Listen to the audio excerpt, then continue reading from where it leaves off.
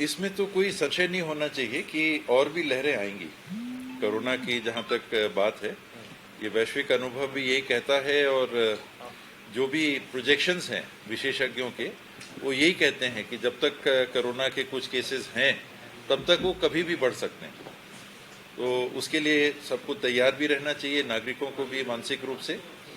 दो दौर में हमने ये देखा कि जहां वो नुकसान पहुंचाता है और खास करके दूसरे दौर में काफ़ी मात्रा में जाने भी गई, लेकिन एक बड़ी मात्रा में भी सीमित संख्या होती है।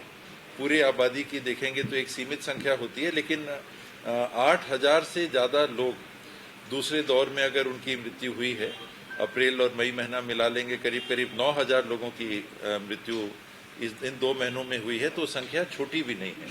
तो उतना ध्यान में रखते हुए एहतियात हमको बरतने पड़ेंगे और विभाग की तरफ से जो तैयारी में आवश्यकता मुझे शुरू से ही महसूस होती रही है और अभी भी महसूस होती है, वो आईसीयू के बिस्तरों की है।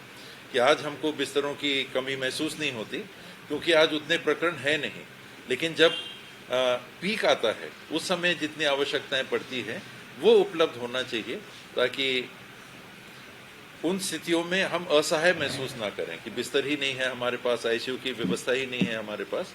तो उस पीक के लिए प्लानिंग होनी चाहिए।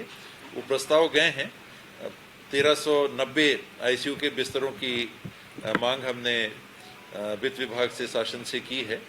वो आ जाने पे तब हम ये मान सकते हैं कि कुछ और हमारी तैयारी पूरी होगी। होराइजन हॉस्पिटल विश्व स्तरीय मल्टी स्पेशलिटी हॉस्पिटल अब रायपुर के हृदय स्थल में उपलब्ध। जटिल ऑपरेशन, क्रिटिकल केयर व आधुनिक इमरजेंसी सेवाएं, आपकी हर बीमारी का संपूर्ण इलाज। Horizon hospital, जलविहार colony, Katotala, Raipur.